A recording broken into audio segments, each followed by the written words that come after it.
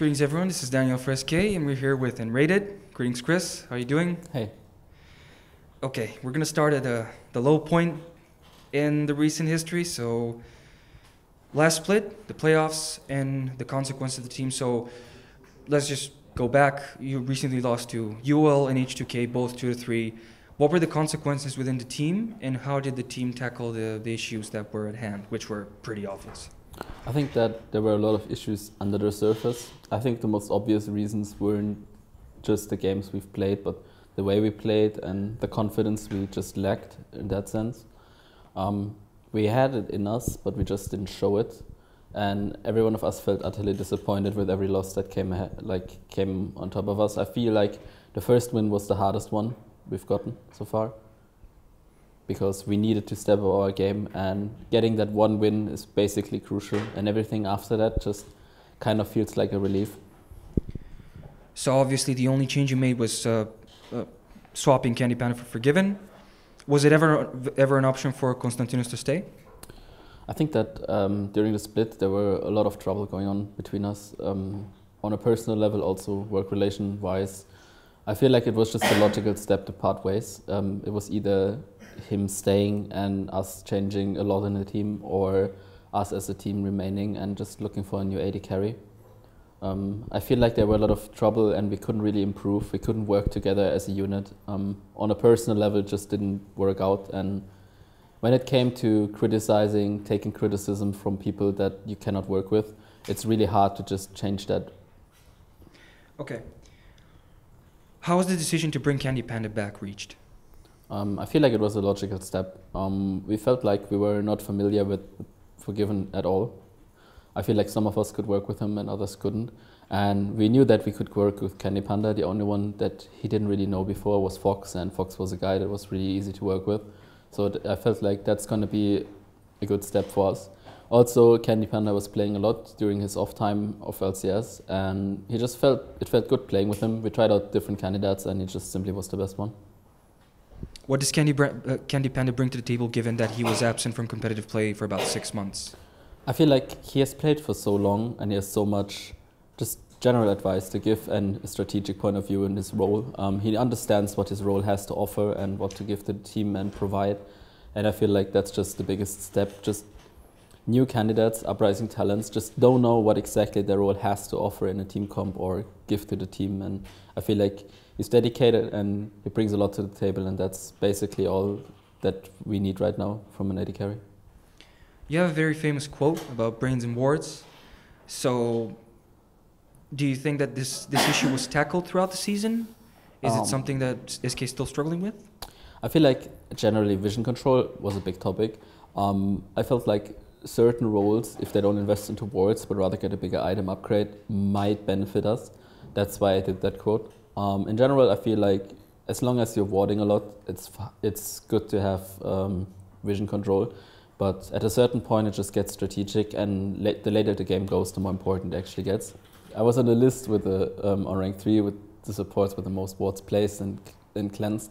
So I was doing a lot more emphasis onto getting that vision control and keeping it up and just changing it up all the time.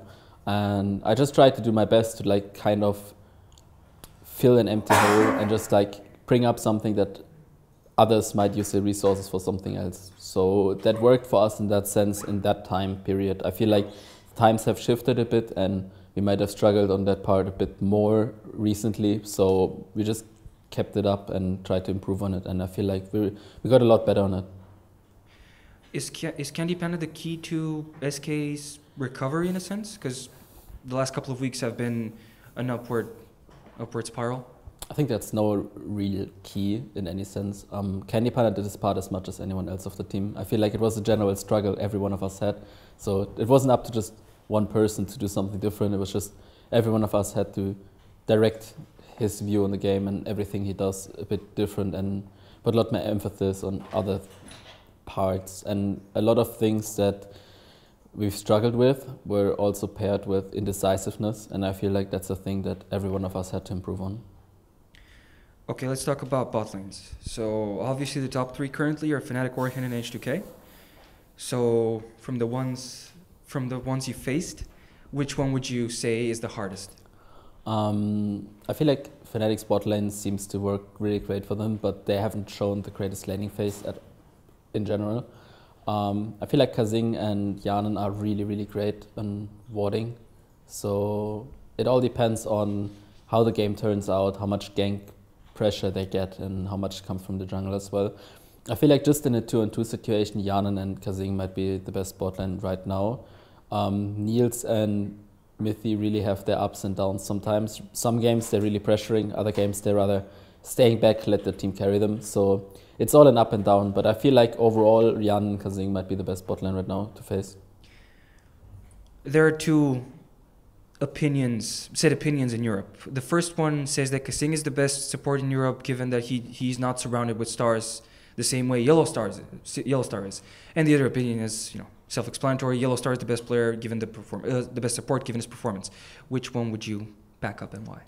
Yellowstar might have been there for longer, but I feel like right now Kazing is just performing better on an individual level. He does a lot of plays. He seems to do really great in the wins they gathered, and when his team is doing poorly, he's still showing off these flashy plays and trying to do a lot of things. I feel like given the standings that are in right now, it seems that Yellowstar might be a bit better, but just looking at individual performance, Kazing might be ahead. We're going to talk about two more obscure supports. The first one being Hylissang and the other one G0dfred. So what do you think of the two? Did they impress you? They seem to came out of nowhere and still do relatively decent. I feel like G0dfred is a really great player. He has shown a great individual performance on several champions. I feel like his Morgana might be the best in Europe right now. He has other champs where he's lacking with, but he's doing really great on certain supports, and he's really great at skill shot aiming and just predicting where the enemy might go and so on. He has a great look on the game. His roams are not the best, but overall I feel like G0dfred is the better of those two. What are the expectations for yourself for the rest of the summer split and the SK lineup? So first of all, my personal goals for this split would be to just keep improving, get a lot better, show that we're some dominant bot lane, and just showing that we're forced to be reckoned with, and definitely show that people have to be afraid if they give us certain champions that we carry the game from bot lane. And for our team, I feel like our goals have shifted from the start of the split, where we felt like we were coming ahead a lot stronger and just gathering the wins and basically have the whole split to improve, but don't have any pressure onto us. And with every week and every O2 that came up, the pressure got a lot more. So right now our goals have shifted, and we're just trying to get these Ws every single match and just try to somehow make it to playoffs and improve while doing so. Thank you very much for this interview on nRated. I know scrim time's coming up soon, so last word's yours. Well, thank you first of all for the interview, and thank you to SK Gaming and all the sponsors that make this possible here. Thank you very much.